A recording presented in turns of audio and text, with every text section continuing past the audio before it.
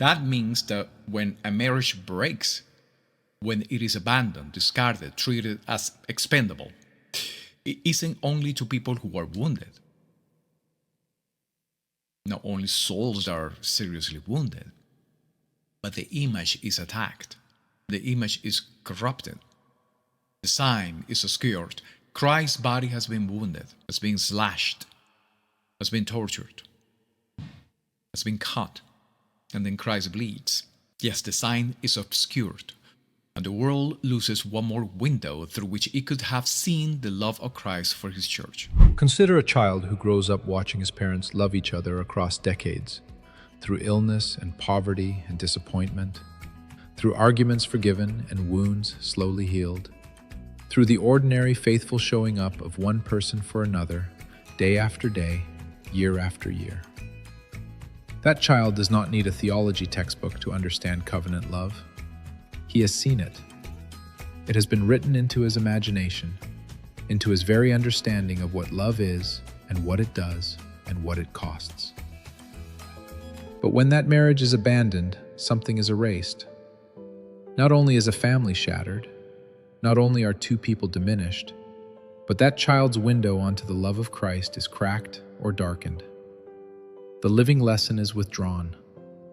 And when he later hears a priest proclaim that Christ loves the church with an eternal, unconditional, irrevocable love, something in him will struggle to believe it.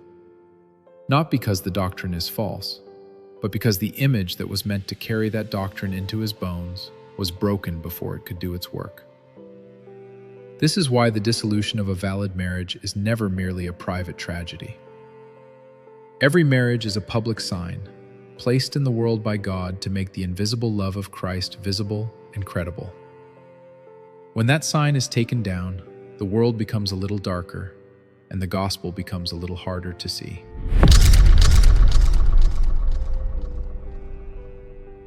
Is it any wonder then that the church really does defend this doctrine with obstinacy, with eagerness, with like wanting to do nothing else but pleasing the master? Pleasing the master? Yes, the church isn't simply defending a rule.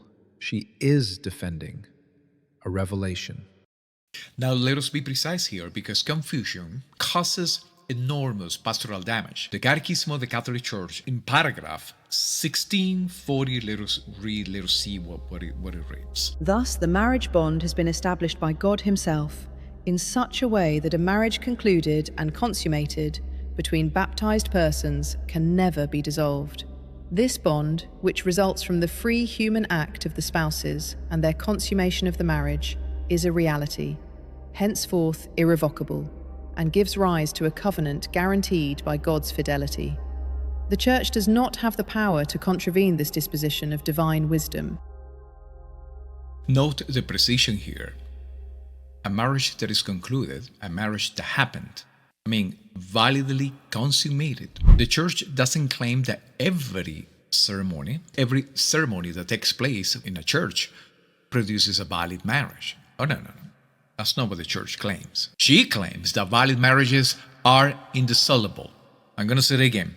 She claims that marriage that actually occurred, that are valid, are indissoluble. They cannot be dissolved. And this opens a question that isn't an escape hatch, but a genuine question of truth. And the question is this: was there a valid marriage here at all? The annulment. Not an escape, but a question of truth. So an annulment isn't a Catholic divorce. It isn't the Church finding a legal loophole. Oh, no. It is the Church asking a precise question at the moment of exchange of vows. Was there a valid marriage? For a valid marriage to exist, there are certain things that must be present. The Catechism of the Catholic Church, in paragraph 1625, they list those certain things that must be present.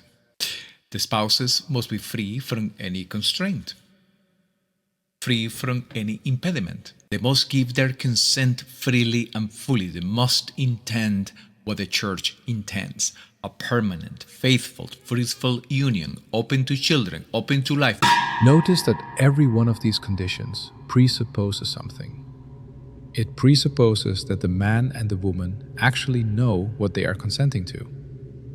A person cannot freely will a permanent and faithful bond, open to children, a bond that will never dissolve when the feelings of love pass away, if he has never been taught what that bond truly is. For the bond does not rest on feeling, it rests on an act of the will. Love itself is an act of the will, because the love of God often does not feel good. If love is only a pleasant feeling, then once the feeling passes, and feelings by their very nature are always passing, the separation becomes unavoidable, for the union was built on something that was never permanent to begin with. But God intended the bond to hold precisely in the hour of inconvenience, precisely when the feeling is absent. Christ did not feel well as he carried the cross, yet through an act of the will, he found himself saving man. This is what marriage asks of the spouses, and this is where the crisis begins.